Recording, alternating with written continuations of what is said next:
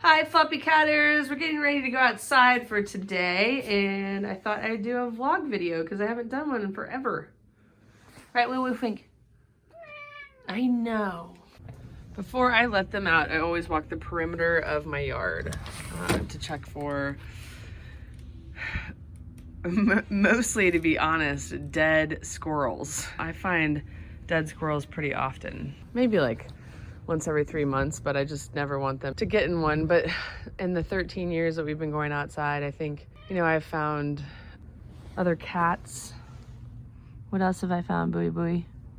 I don't know, chipmunks that are dead, just stuff like that. Bunnies that might be injured. So I just always check it out.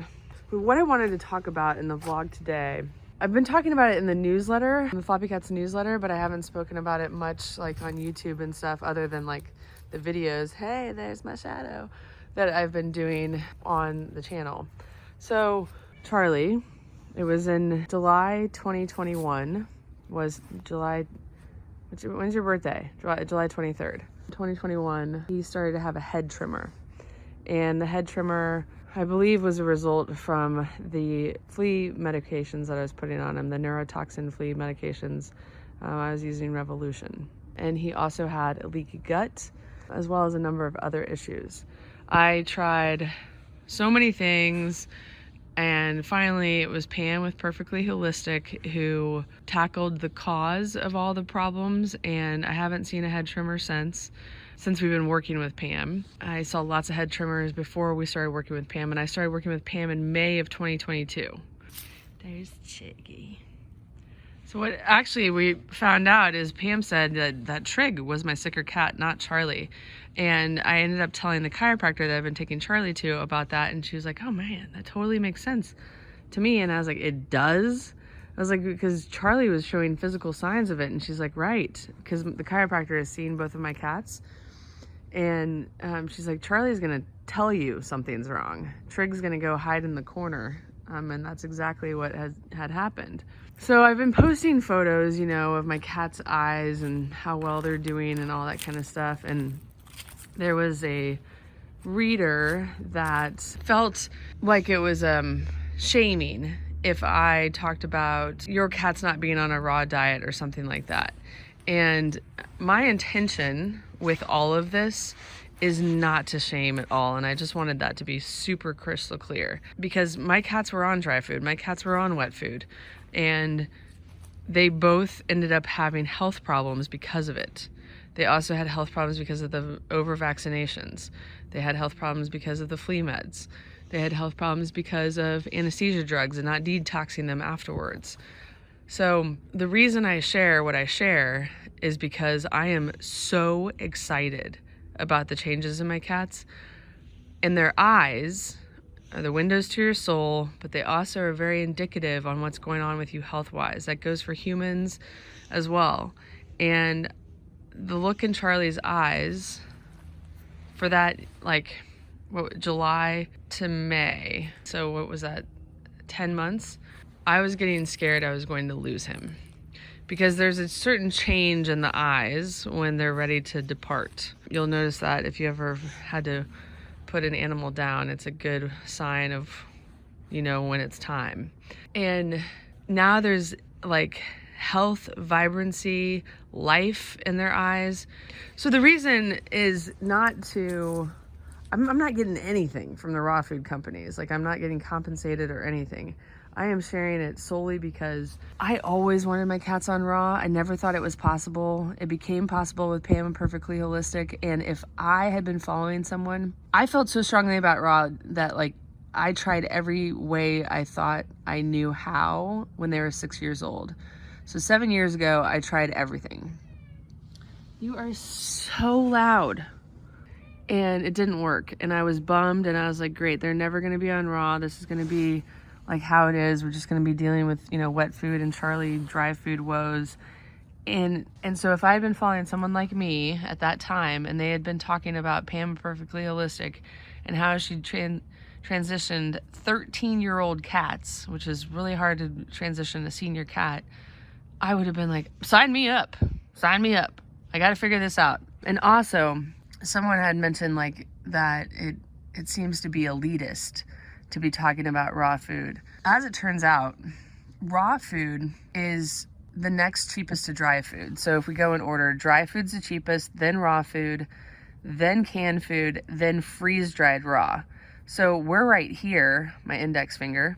So it's cheaper than canned food per ounce. Now, maybe not the company that I'm buying from, because I'm buying kind of, less known meats like wild boar, pheasant, partridge, stuff like that. What do you guys see? There's a squirrel friend.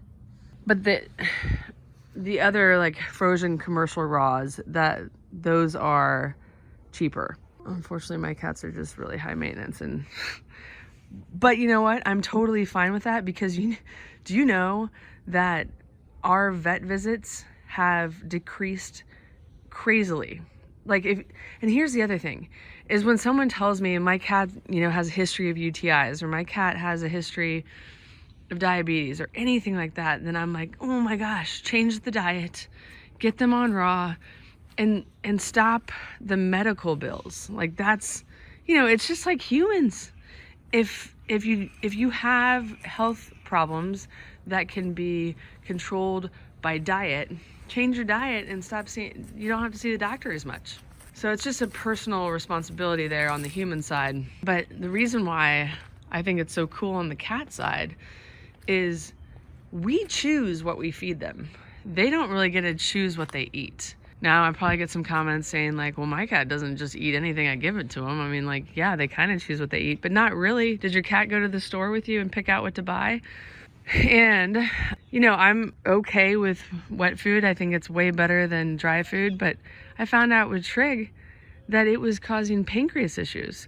And I only found that out was because of Pam. So what was happening is we had him on one of the highest quality wet foods, but the thickeners that they used in that wet food was causing pancreatitis issues for him that Pam could pick up on that wouldn't even have been in his blood work yet, which is also super cool. And so the reason why we had to transition so quickly was because she said, we got to get him off of this. We got to get him on raw because this isn't working for him anymore. Now, can you have, there's been readers that comment on my raw food posts that say like, I had a cat live till 23 on dry food, or I had, a cat that lived till 17 on wet food, like no problems. And I absolutely think that that's possible. I have no problem with that. I'm not saying there is an issue with that. I also know that many people can eat McDonald's and feel okay, whereas I cannot eat McDonald's and feel okay. And I was having so many problems with my cats. And I will tell you that I hope I never return to dry food or wet food. I hope my cats are 100% always on raw food for the rest of their lives. And as I get more and more into this journey, I hope too that I learn more. Charlie's teeth actually look pretty good. Chiggy's teeth still look like he was on another diet. So I'm like, it's just stuff like that. Like I need to figure out, okay, how can I get his teeth cleaned without getting his teeth cleaned? And I know like there's a local pet store here that sells chicken necks that they can chew on, but those have been discontinued. So I need to call and see. I just want to find out like little tips and tricks like that I didn't really know fully of. You look so handsome today. Yeah, just beautiful. What's Tiggy doing back in the background? Oh, this bird. We're a little late going outside today, so they were super pumped to go outside. Anyway, I hope that clears things up. I feel the moral and ethical obligation now, running a site that's 15 years old in February 2023, it will be 15 years old, to share this stuff, to share my excitement, share the joy, share the improvements in my cats, and what raw food can do and how it can turn them around and how it can alleviate so much of the caretaking. Because that was the other thing. I was talking to a friend of mine that I grew up with in high school. He's gone the conventional medicine route and his cats are now 15 and a half and he's having to do a lot of things. And one of his cats, he can't get to gain weight and it's eating 6 cans of food a day. And I don't know what the matter with the kitty is. I mean, as far as the doctors say what's the matter, but I'm suspecting it's pancreas issues. Again, look at Tiggy stretching. which is a result of, you know, the thickeners, like the pea protein, all that kind of stuff that is in wet food that cats normally wouldn't eat. And so what I said to him was, you are in like, you know, caregiver constant mode. I was like, what happened for me was that I finally got to enjoy my cats again. I went from Camus dying, caregiver stuff, then I went to Murphy dying, and then straight to Murphy died in June 2021, and Charlie started having his head tremor in July 2021. Like literally had no break. And then was trying to get to the bottom of the head tremor. How do we stop that? And taking him to chiropractors, taking him to get cold laser, changing my laundry detergent, like all of that stuff mattered, but I was addressing the problem and not the cause. And so when I addressed the cause, then I finally got to enjoy my cats again. And that's what it's about, is enjoying your cats and not like being a caretaker. And in the process, of course, I learned a lot about my own health and my own immunity. You know, the reason that I've been sick so much is leaky gut too. So it's time to repair my leaky gut. All right, guys. Well, that's all I have to say about that. I hope everybody has a good day. We got to go clean muddy tootsies. Bye.